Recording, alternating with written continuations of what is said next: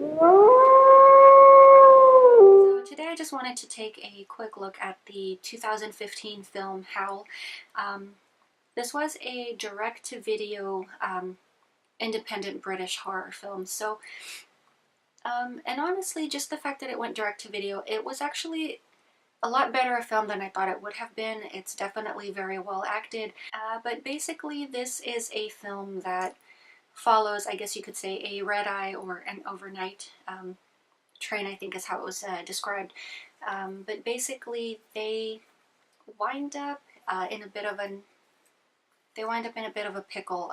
Basically, the emergency brake is flipped on the train in order to avoid hitting a deer, so the train will not be derailed. And then, of course, when the train's conductor goes outside to remove the deer from the tracks, he is attacked by a creature. So we've got a variety of people from different walks of life, definitely as well as different ages that are depicted in the film. And we really don't get to know too much about them or develop too much of a closeness. We definitely get to know enough about them in order for the character to be considered as developed as it can be in this type of a film.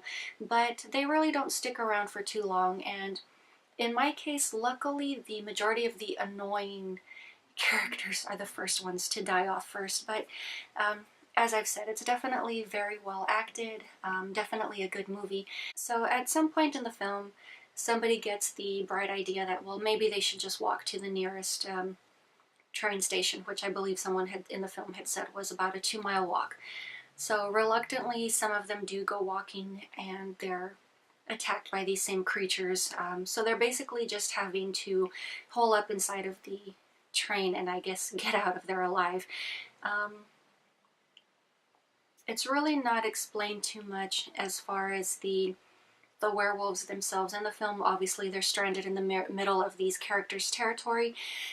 They did try to give the wolves a different or unique look, and to me, this was very misleading because on the cover of the box or on the film poster, it looks a lot more like a Sasquatch type looking creature. And then we see the monster in the film and he's a lot more like a hairless chihuahua.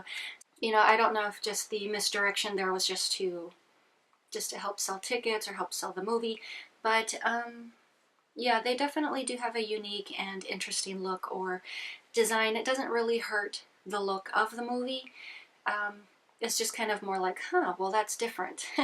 But with so many different horror films, you know, featuring werewolves, I guess it is kind of hard to try and stand out and be different. So why not get creative with your design? Sure, why not? So the movie is pretty much just a very straightforward and basic plot. People stranded out in the woods, and they're just trying to get out of there alive. So this film does very briefly feature Sean Pertwee. I believe he was one of the first victims, but if you are familiar with the name, he is definitely known for Dog Soldiers, also a werewolf film, and we will definitely be taking a look at that film later this month as well. But that's pretty much all I have for you guys on this one. As I said, it's a very basic plot. It's good acting. They do have good lighting. For the most part, is a very dark movie because they're on a stranded train. Eventually, at some point, the power does get cut.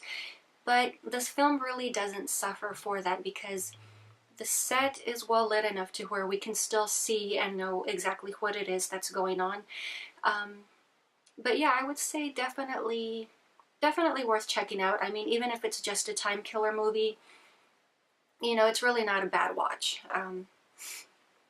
But yeah, this is a film that I've seen several times. It's not one that I watch too often, but you know, it's still a decent story. So if you haven't seen or heard of it, then I would recommend checking it out. But that is all I have for you guys on Howl for today, and I will talk to you later.